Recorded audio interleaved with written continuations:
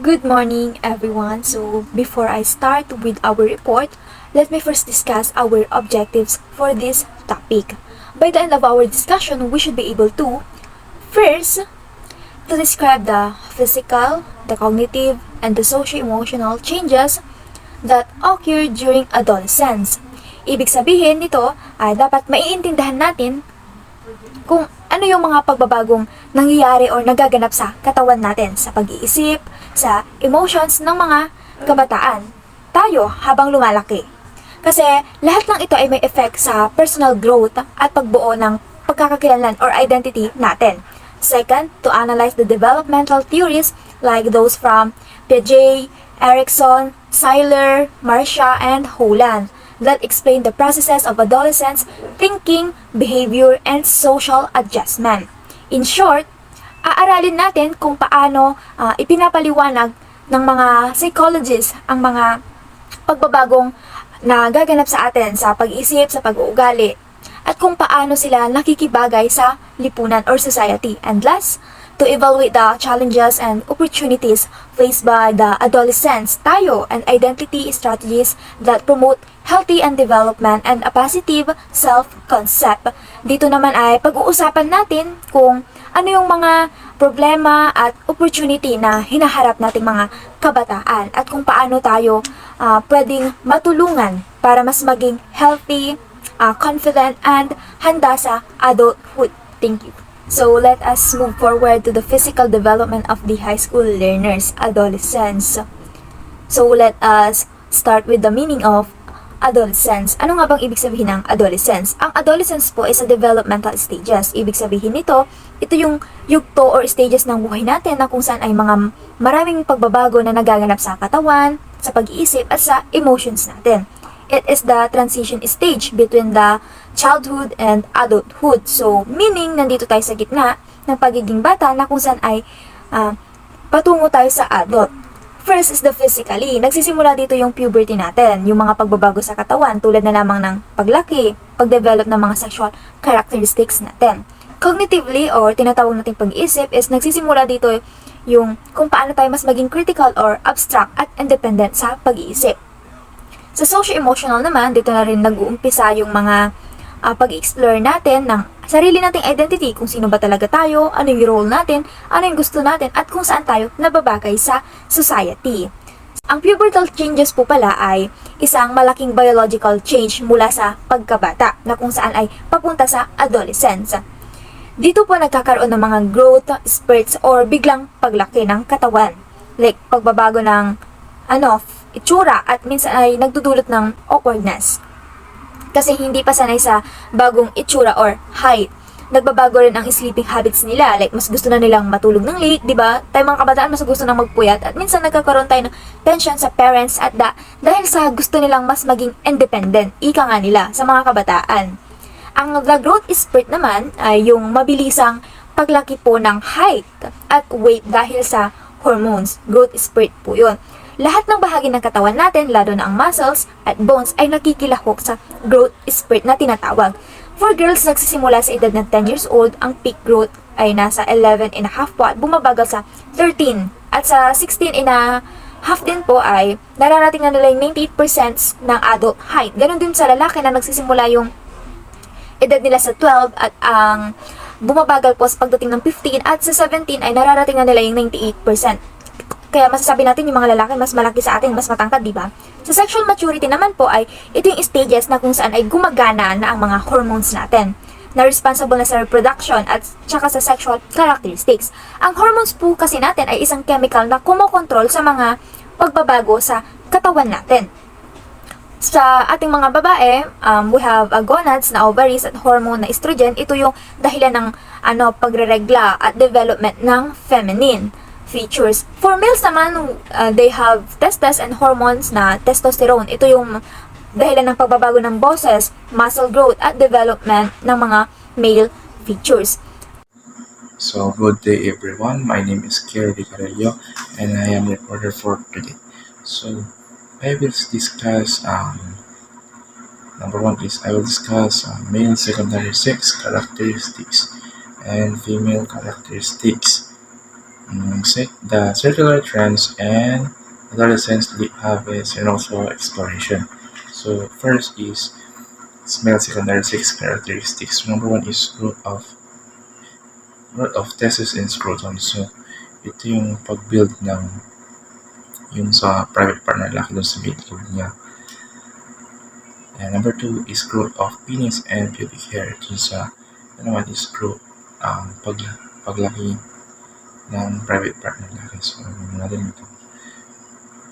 And first pubic hair. So pagkakaroon ng pubic hair or bulbul. Capacity of ejaculation. So kaya na mag-ejaculate ng isang lalaki sa part na yan. Lowering voice and changes. So nagbabago ang kanyang boses. So halimbawa na lang din sa akin. Dati nung bata ko ay matining yung boses ko. Pero ngayon is mas lumalim na siya. So may pagbabago. And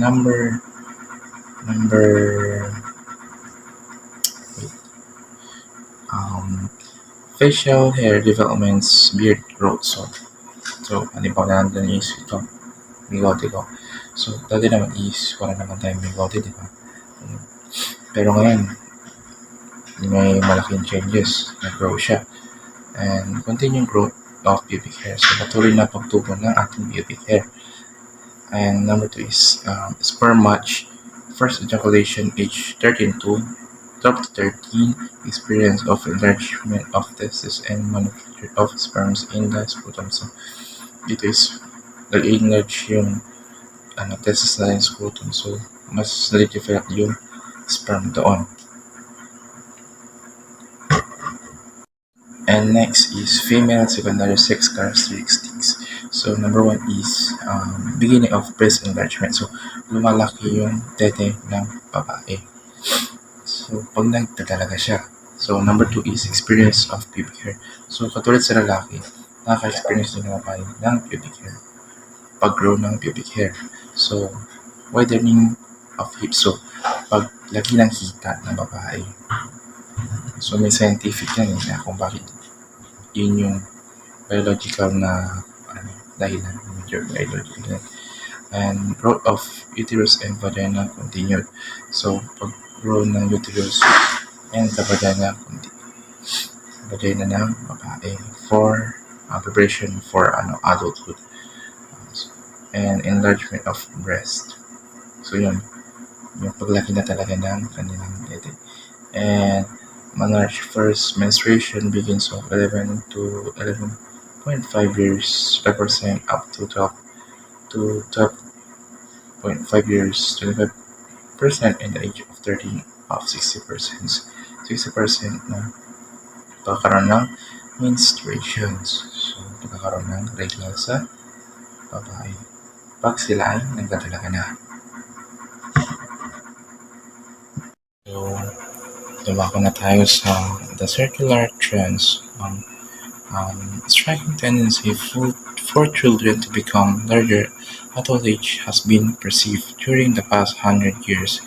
The phenomenon refers to more rapid maturation compared with the accuracy in previous millennia.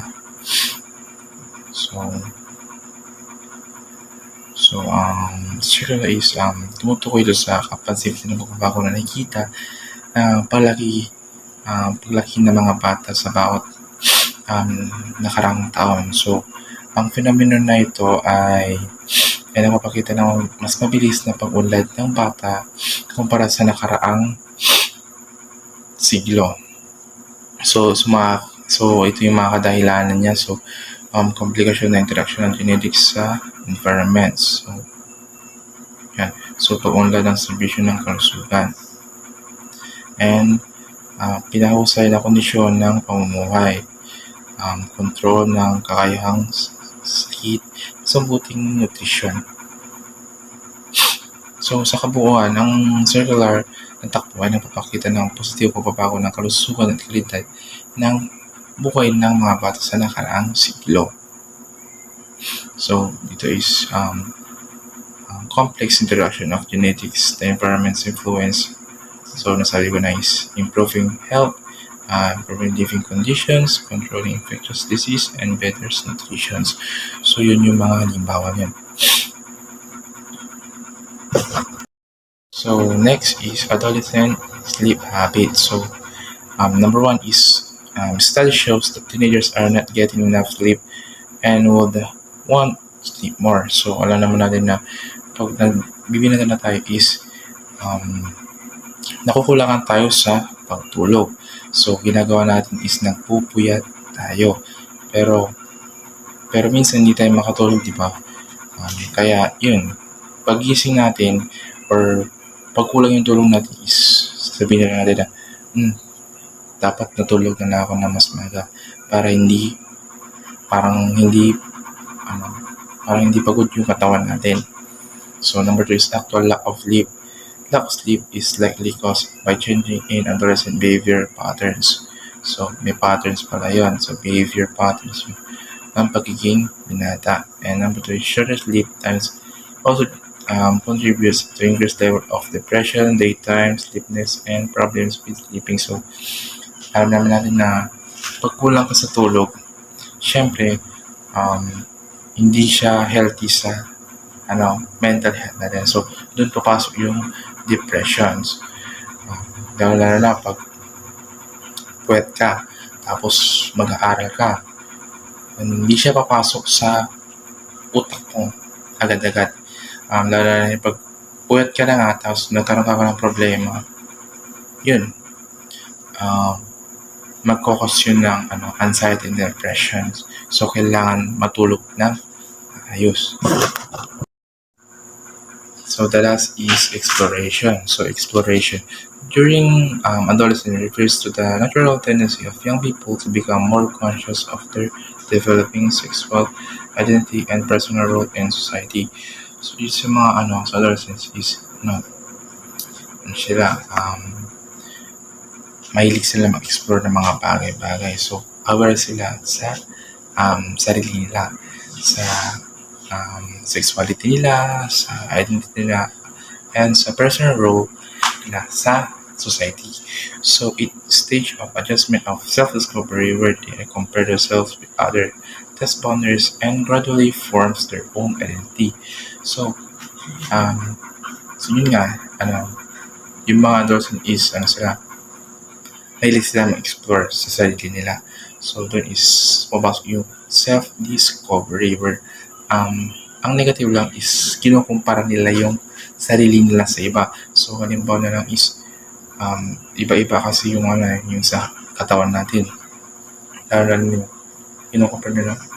But yung bata na yun, yung isang tao is hindi siya tinutubuan ng mga tagyawat, pero siya tinutubuan ng tagyawat. Normal lang yun sa pagiging binata. Pero yung iba kasi namamana naman on genetics. Yung iba hindi naman nagtatagyawat, pero sila nagtatagyawat. So, pumapasok dito yung comparisons with others. So, test boundaries and really forms their identity. And number 3 is while this process may sometimes lead to confusion or conflict, considered a normal thing of essential part of developments that helps prepare of those disorder. So, yung mga adolescents is yung minsan naguguluhan sila kung saan ba sila patungo, kung saan sila pupunta, ano yung gagawin nila. Kaya more on nag-explore sila kung sino ba talaga yung sila, kung ano yung purpose nila sa society. So yun, consider normal lang talaga essential part of development. So part lang yun ng development ng pagiging binata or adolescence. Yun lamang po. Maraming salamat po.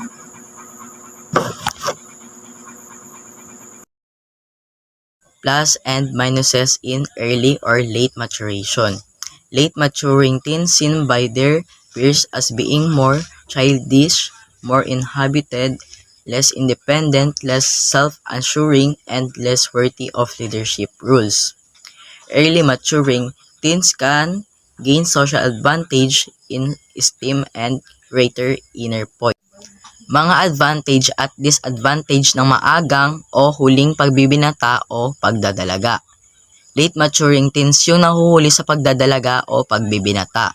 Paano sila nakikita ng kaibigan o kaedad nila? Mas childish o parang bata pa? O kaya naman mas inhibited o mahiyain at hindi gaanong kampante? O mas hindi independent? Mas hindi self-assured o kulang sa tiwala sa sarili? Mas hindi nakikita bilang leader material?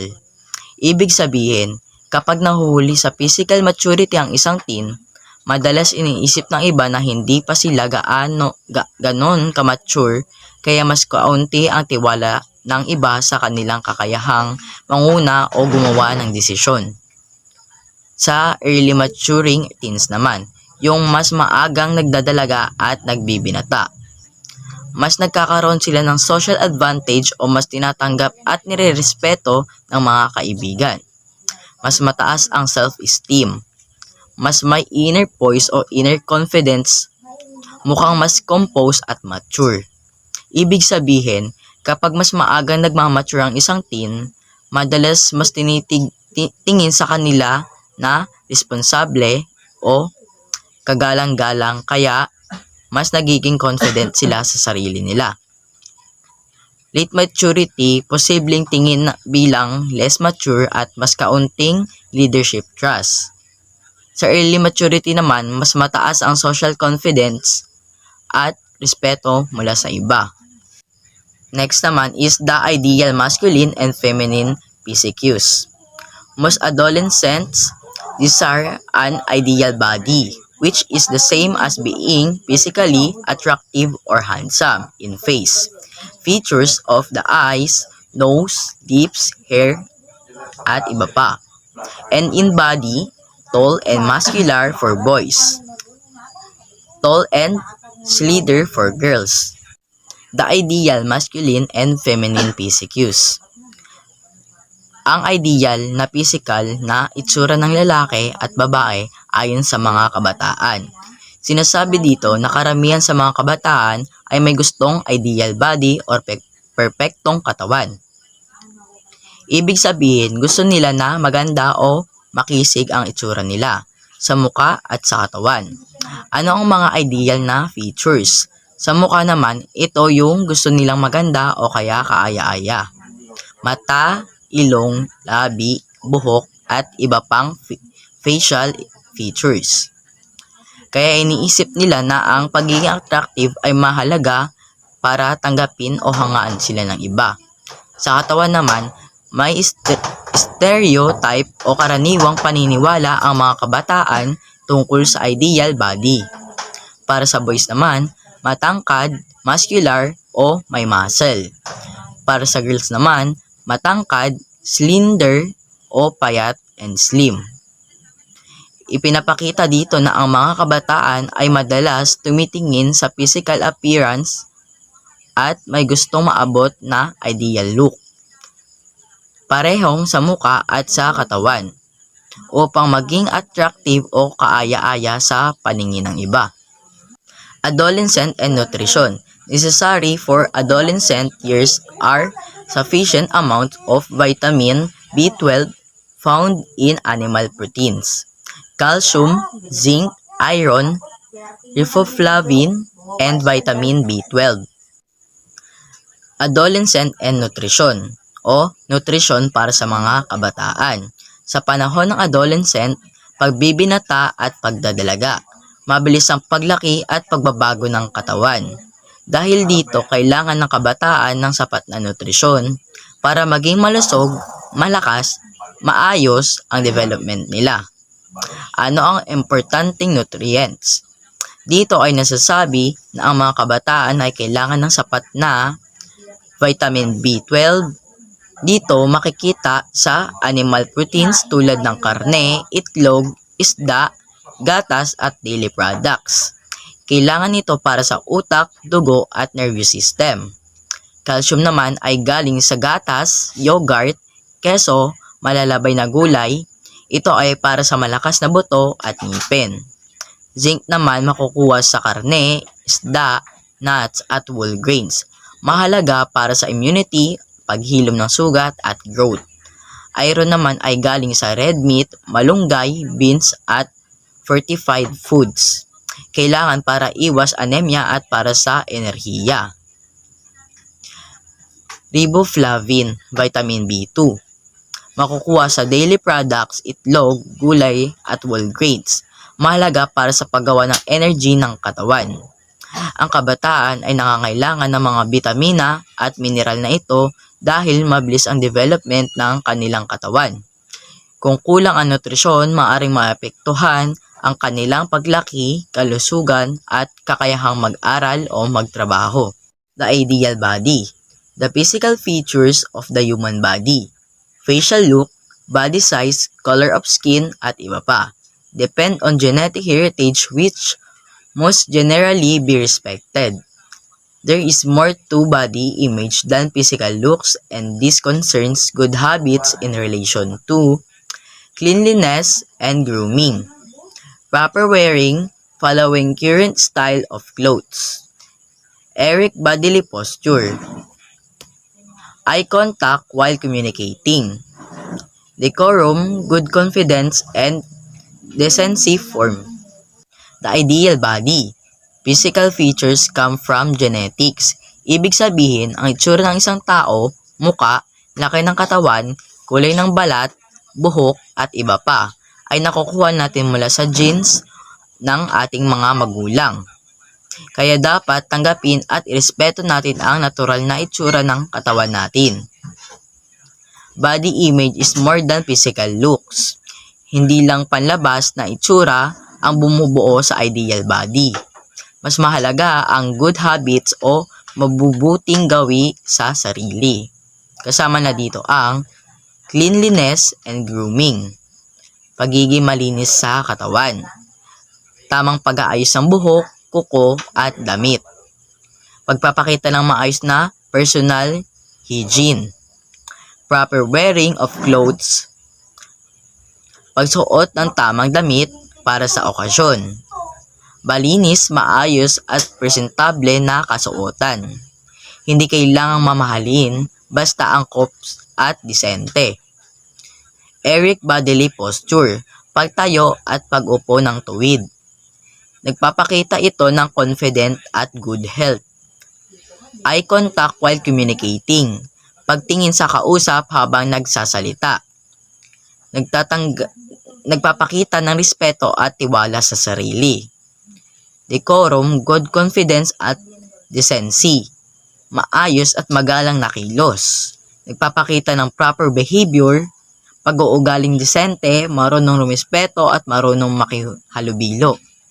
Ang ideal body ay hindi lang tungkol sa itsura, mas mahalaga ang pagiging malinis, maayos, confident, marunong makipag-usap at marunong kumilos ng disente. Next, cognitive development of the high school learners.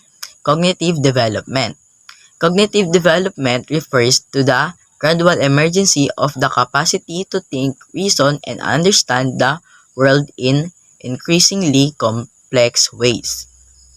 In this stage, adolescents develop the ability to use formal logical operations, enabling them to think abstractly, reason systematically, and consider hypothetical situations.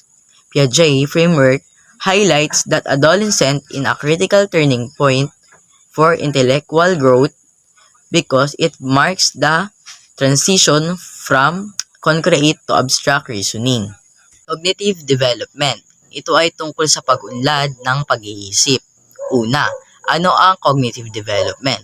Ang cognitive development ay ang unti-unting pag-unlad ng kakayahan ng tao na mag-isip, mag-reason, umunawa at magproseso ng impormasyon. Habang tumatanda ang isang tao, lalo siyang gumagaling mag-isip, mas lumalawak ang pag-unawa at mas nagiging komplikado ang paraan ng pag-iisip. Pangalawa, ano ang nangyayari sa adolescence, high school stage? Sa edad na ito, nabubuo na ang kakayahan nilang gumamit ng formal logical thinking. Ibig sabihin, marunong nang mag-isip ng abstract, hindi lang mga bagay na nakikita. Marunong nang mag-reason o magrason systematically, sunod-sunod may lohika. Kaya nang mag-isip tungkol sa hypothetical situation tulad ng paano kaya kung ganito ang mangyari? Ano ang posibleng resulta? Ibig sabihin, mas malawak na ang pag-iisip at hindi na limitado ang konkretong bagay. Pangatlo, Piaget.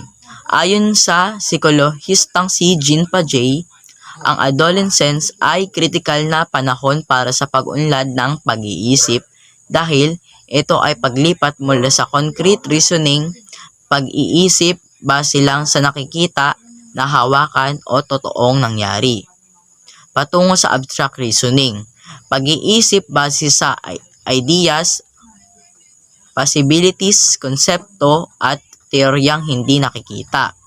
Dito nasisimulang mag-develop ang advantage thinking skills. Sa high school years, nagsisimulang magkaroon ang kabataan ng mas malalim, mas komplikado at mas logical na pag-iisip. Kaya nila mag-analyze, magplano, mag-isip ng what if at makaunawa ng mga idea at konseptong hindi nakikita. Ziegler's information processing skills.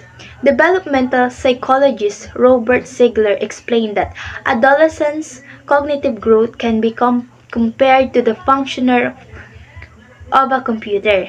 As they grow, their ability to process informations become more advanced. Piaget's formal operational thinker. According to Jean Piaget, adolescents enter the formal operational stage of cognitive development. In this stage, they can go beyond concrete and visible things and begin to think abstract, hypothetical, logical, multidimensional, and possible ways. This means they can imagine situations, predict outcomes, and think deeply about ideas that they cannot directly see. Propositional thinking. Propositional thinking is the ability to make statements or assumptions even without directly visual evidence. Adolescents learn to consider possibilities, think about what could be, and reason about situations that are not physically in front of them. Relativistic thinking. This type of thinking involves forming opinion based on personal experiences, biases, or interpretations. Adolescents begin to understand that some issues do not have only one correct answer.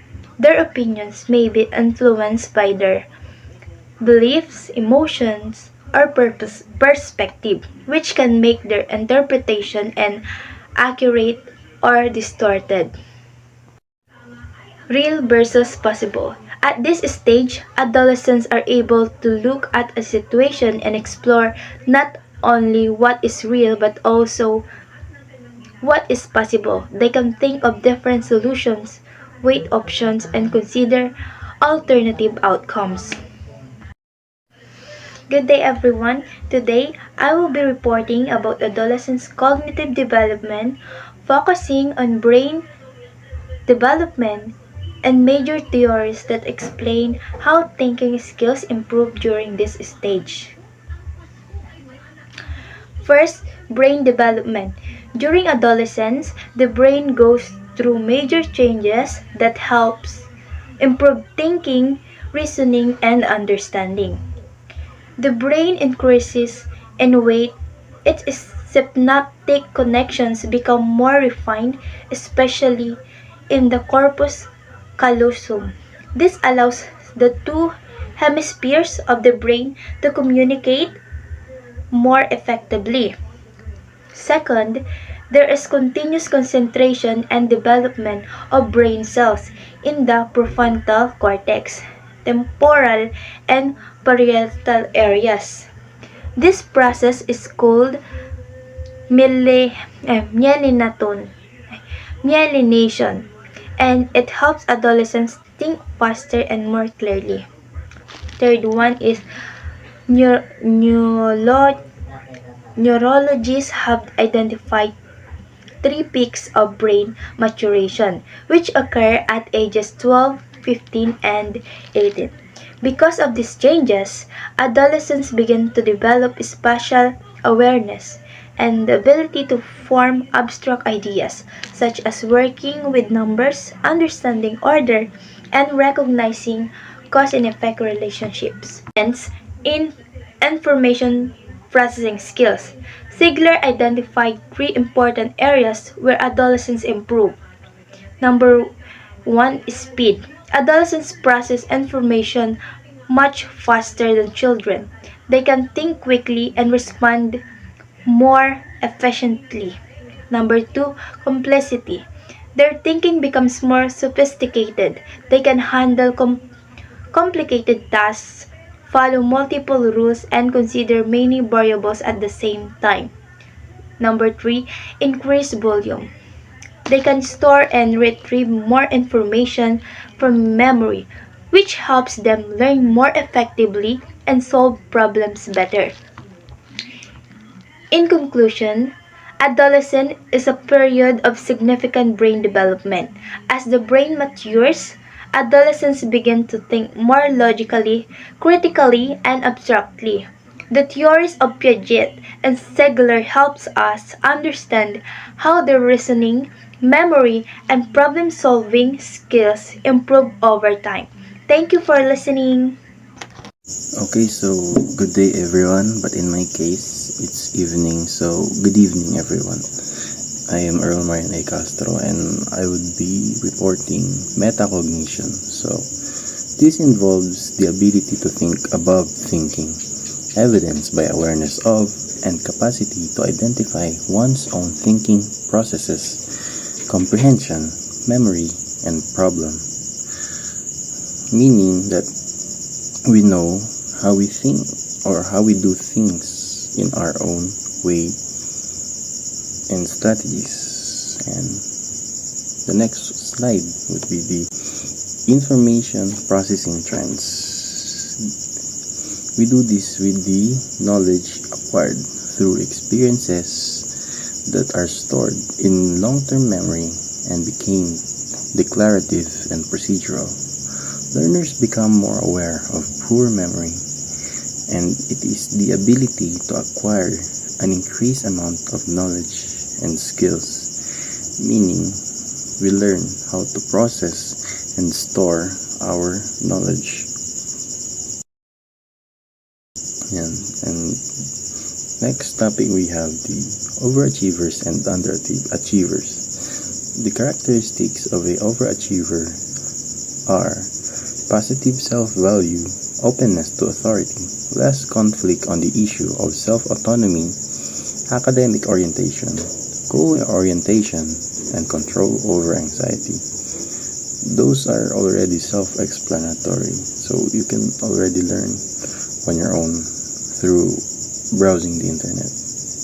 So, underachievers are individuals whose performance falls below the measured IQ levels. It is a person, especially a student, who fails to achieve his or her potential or does not do as well as expected, meaning these are the people na below average, the people who underlie in the silver lining of the average and the overachiever people. So, overachievers are the individuals naman who perform better or exceed more than anything. Achievement and IQ tests are used to measure learners' abilities. These are those people who fall to the top 3 and 5% are recognized as gifted, and the latter are overachievers who has a very high grade, meaning there is above average and there's even greater level than being above average, and those are the overachievers. Since we have two other types of overachievers, we also have two types of the underachiever. We have withdrawn and aggressive. The first one is withdrawn. It is described as having a more pronounced tendency to be passive, meaning na hindi sila gaano nakikipag-engage sa klase. They tend to be more observative or rather introverted. No, meaning na hindi sila gaano nakikipag-socialize. And we have the opposite of it, or the aggressive. They tend to be talkative, if not disruptive and rebellious, meaning parang sila yung mga magugulo lang sa klase na wala rin inaambag kundi just unnecessary noise. Meaning they're just there to have fun but not to learn. And yun lamang po, maraming salamat. And in case I don't see you, good day, good afternoon, and good night. Thank you.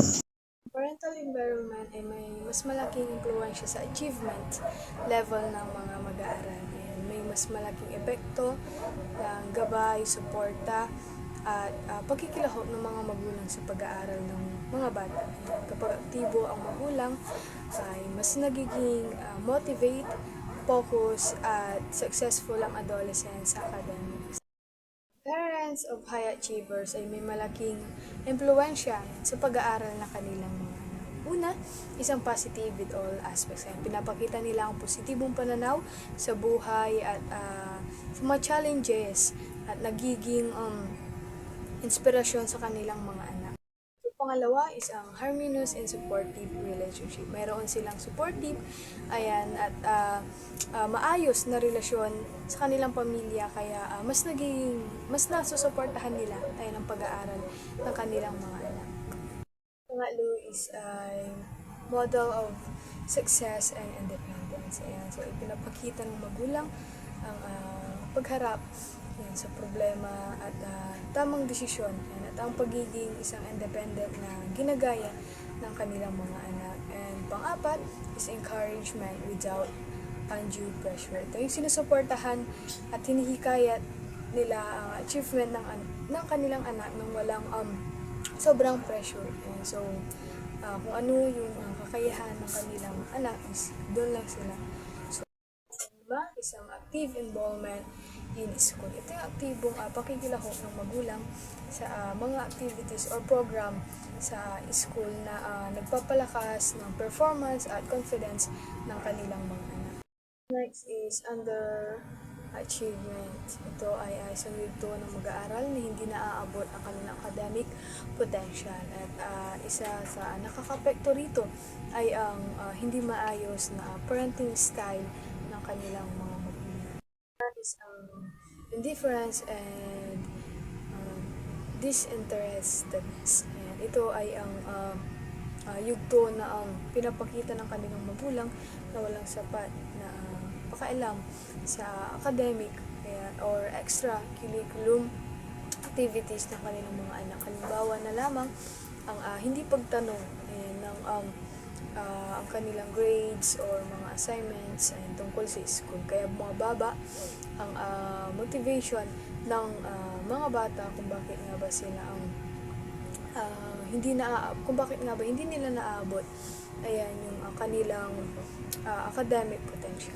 Dumako naman tayo sa authoritarian, restrictive, rejective, at existentive lax attitude. Ito yung mga magulang na sobrang mahigpit sa kanilang anak na nagdudulot ng stress ito at naapektuhan ng kanilang academic. Mayroon din namang mga magulang na sobrang luwag at hindi na nababantayan ang kanilang mga anak. Kaya hindi nila nalalaman kung ano nga ba yung kanilang dapat i-priority sa kanila. At dahil dito, naapektuhan ang kanilang academic performance.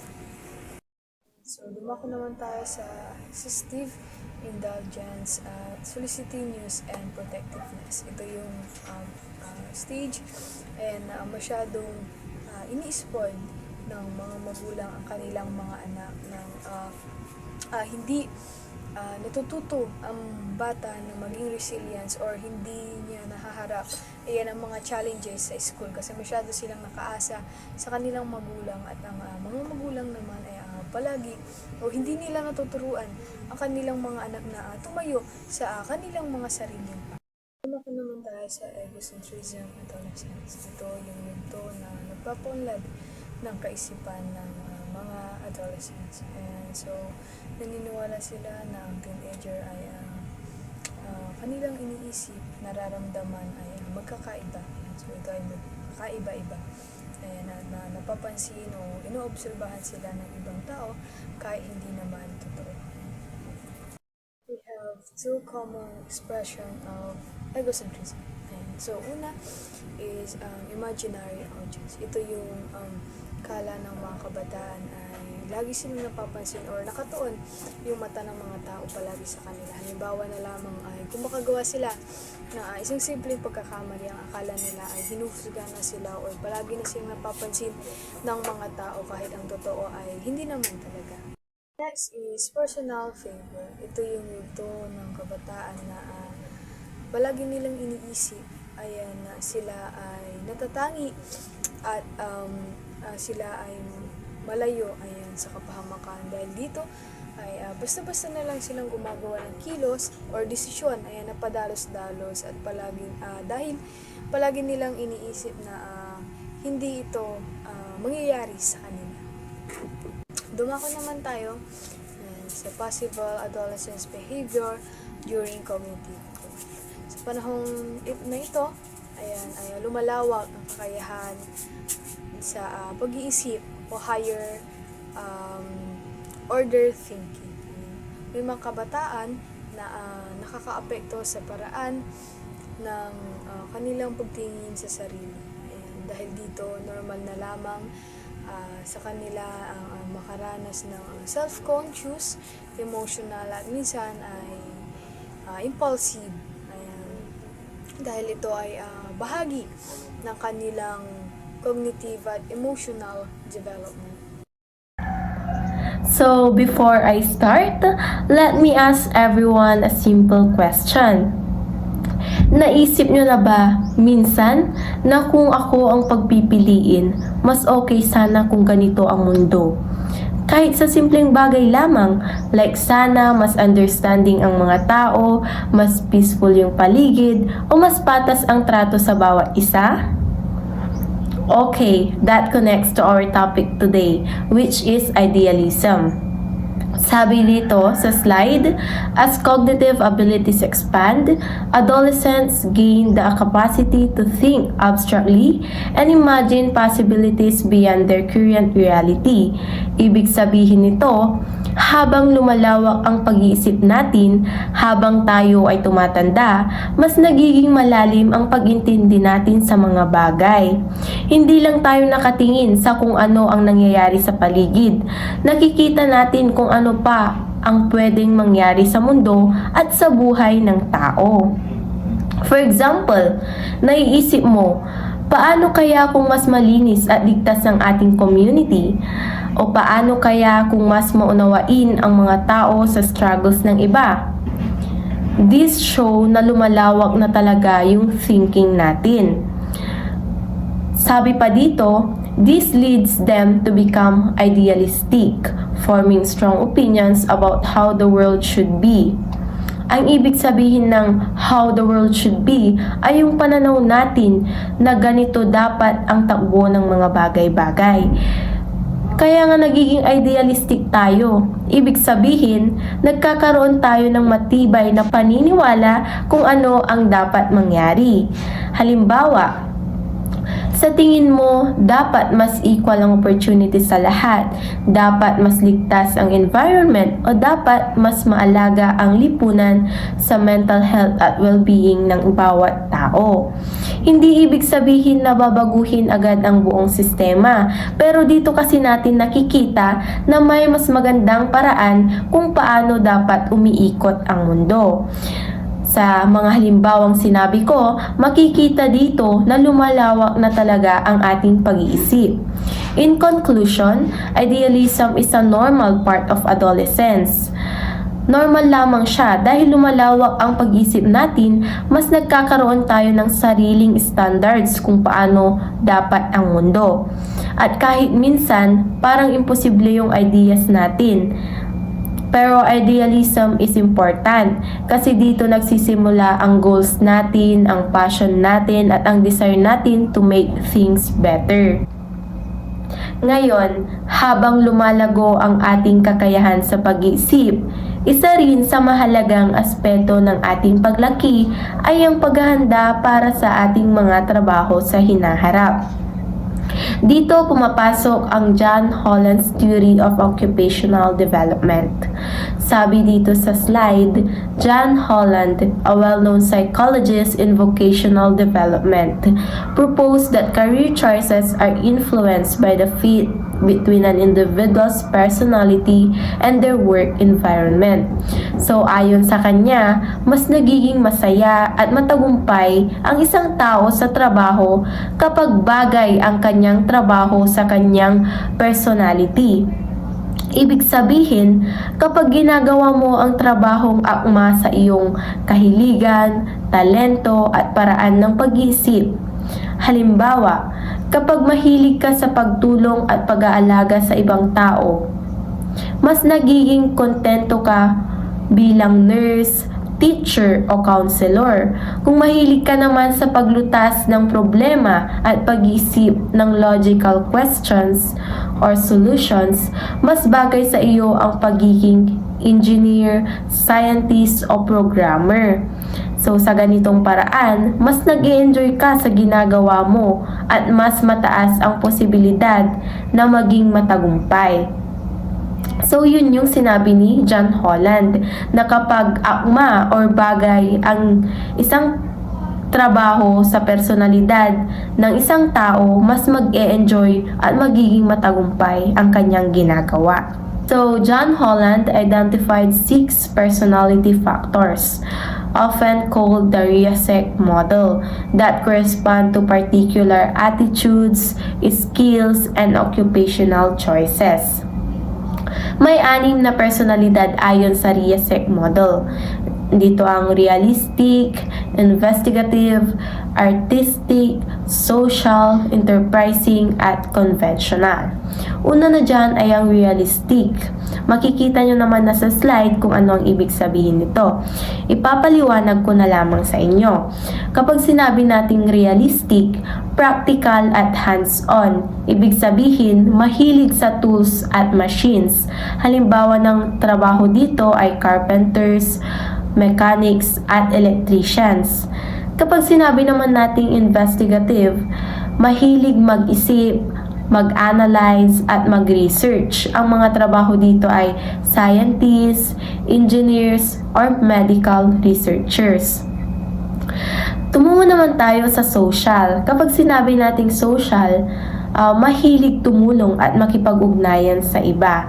Halimbawa, teachers, nurses, counselors. 'Di ba ang mga teachers nakikipag-usap sila sa mga estudyante or sila yung nakikipag-ugnayan, 'di ba? Kaya social, nakapaloob ang teachers sa social.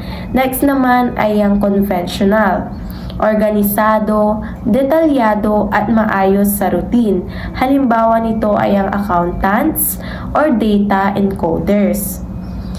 Next naman ay ang enterprising. Kapag sinabing enterprising, mahilig manguna at manghikayat sa iba. Halimbawa, entrepreneurs, sales managers, or lawyers. Last one ay ang artistic. Kapag sinabing artistic, more on arts, malikhain, mapanlikha at may imahinasyon. Halimbawa, musicians, writers, actors, and designers. Para maging matagumpay sa kahit anong trabaho, kailangan din nating paunlarin ang tamang attitudes at abilities tulad ng self-reliance or ang pagtitiwala sa sarili. Mahalaga na may tiwala ka sa sariling kakayahan at desisyon mo. Pangalawa, ability to manage money, kakayahang humawak ng pera. Kasi kailangan nating matutunan kung paano mag-budget, mag-ipon at gumastos ng tama. Sa mga estudyante, di ba, kailangan nating i-budget yung baon natin at bilhin yung mga pangangailangan kaysa sa mga gusto nating bilhin. Pangatlo ay social responsibility. Dapat tayong gumawa ng tama at makatulong sa iba at sa ating community. Pang-apat ay mature work orientation. may dedikasyon sa trabaho. Ibig sabihin, kailangan maging responsable at committed ka sa mga gawain sa trabaho. Panglima ay ang personal responsibility. Dapat nating tapusin at asikasuhin ang mga tungkulin ng maayos. At pang-anim, positive attitudes about work. Positibong pananaw. Mahalaga ang pagiging positibo at motivated sa ginagawa mo. Hindi lamang yung lagi kang nag-iisip ng mga negative. So, ang natalakay ko na 6 ay patungkol sa attitudes and abilities needed for gainful occupation. At ang panghuli ay ang extracurricular activities. School activities outside the subject are mechanism for further development of the adolescent student, allowing them to acquire new attitudes, knowledge, and skills. Extracurricular activities are an avenue for leadership. Hindi lang kasi sa academics o trabaho makikita ang paglago. Ang extracurricular activities ay mahalaga rin.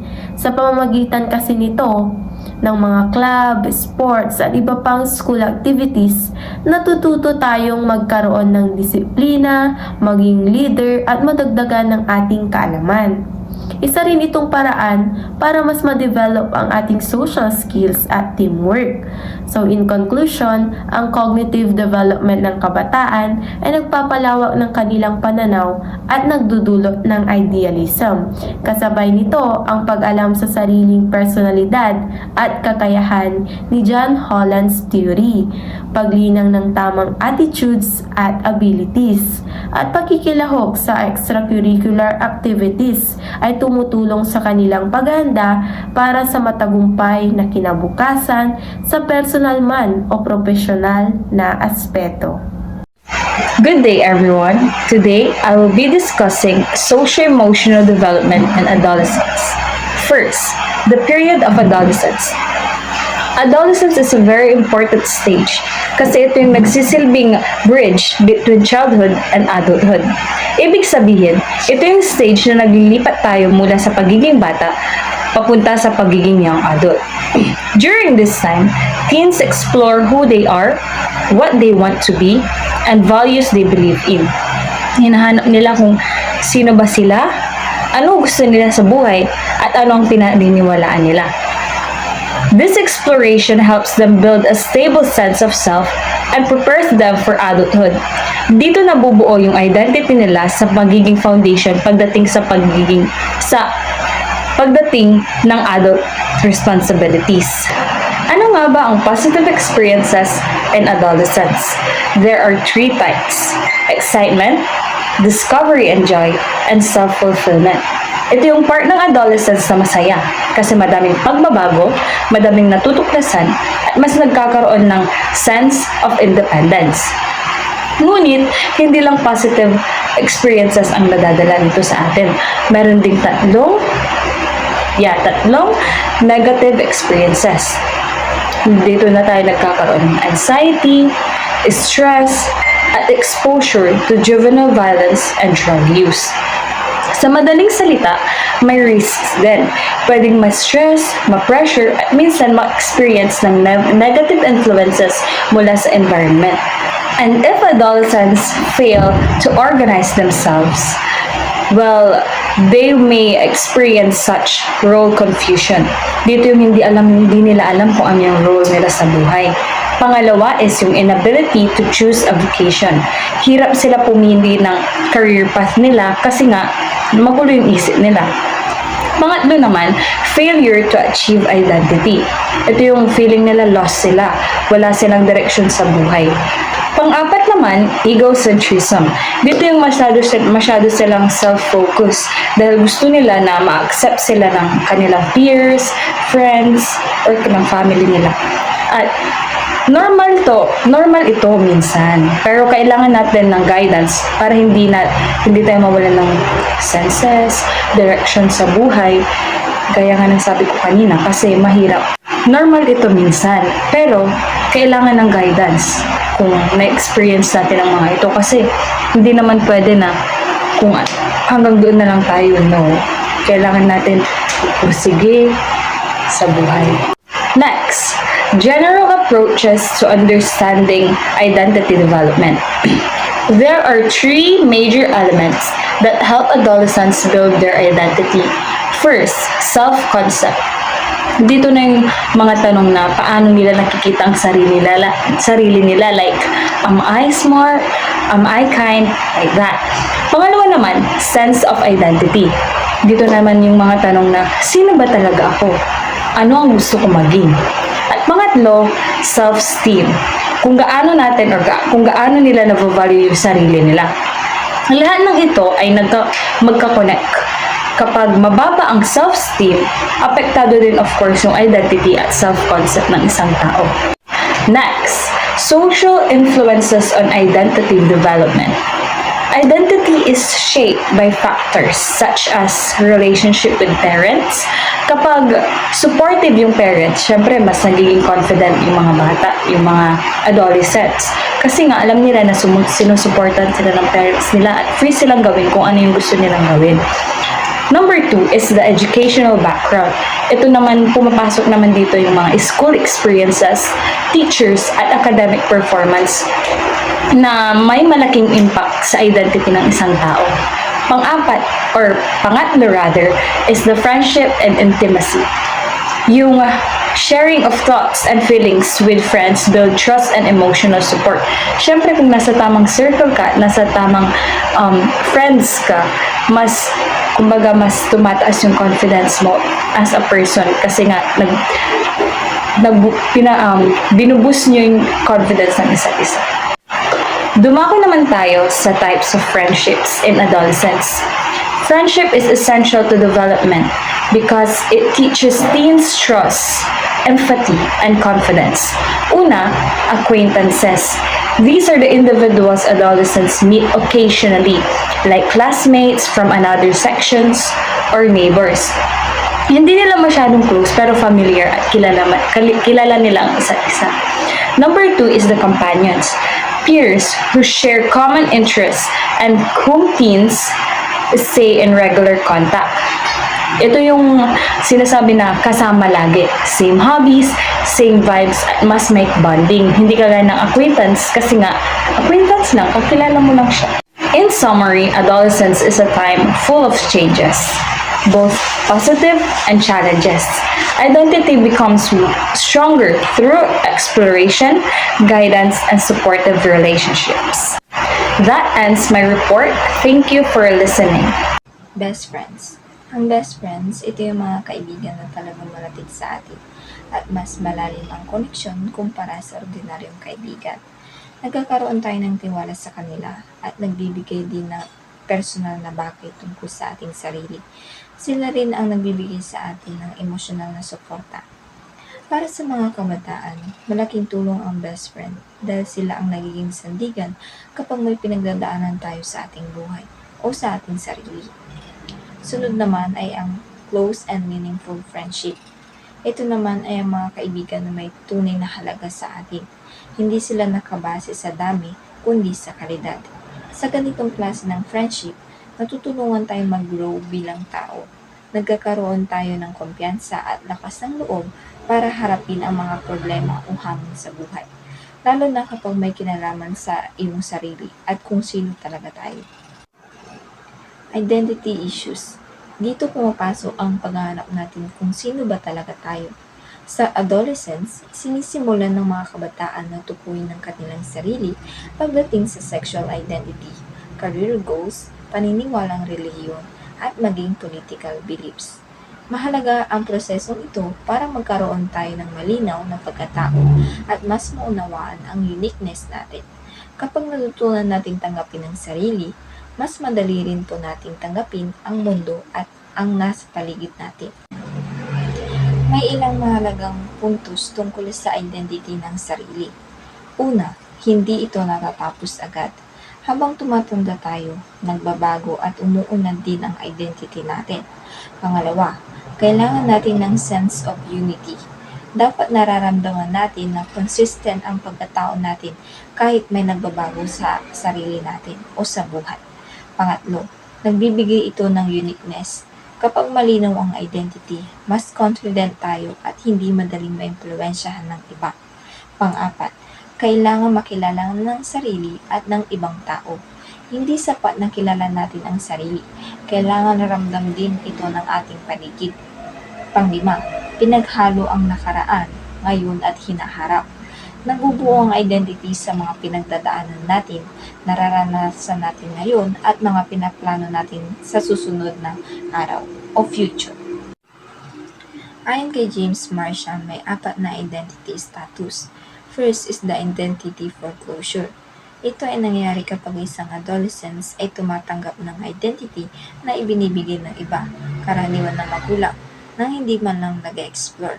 For example, sinabihan ka ng iyong magulang na magdoktor ka, kaya naman nagdoktor ka. Hindi dahil yun ang gusto mo, kundi yun ang gusto ng iyong magulang. Second, identity diffusion. Ito ang estado kung saan ang kabataan ay walang malinaw na direksyon o pagkakakilanlan. Wala siyang exploration at wala ring commitment. For example, hindi ko alam kung ano ang gusto ko at hindi ko rin iniisip kung saan talaga ako nababagay. Third, moratorium. Ang kabataan ay aktibong nag-explore ng iba't ibang roles, idea at career, pero wala pang final decision. Ito ang phase ng paghahanap, eksperimento at pagsusuri. For example, palipat-lipat ka ng kurso, nagtatry ng iba't ibang bagay bago ka mag-decide. And last is the identity achievement. Ito ang yugto kung saan natapos na ang exploration at nakapili na ang kabataan ng identity na talagang tugma sa kanya. For example, matapos mong subukan ng iba't ibang options, ay sigurado ka na sa iyong career path o personal values. Promoting sense of self-identity. Para makatulong sa pagbuo ng identity, mahalaga ang 3 bagay. First is inner confidence. Kailangan may tiwala tayo sa sarili. Kapag confident tayo, mas madali nating madidiscover ang strengths natin at ang gusto nating maging. Second, trying new roles.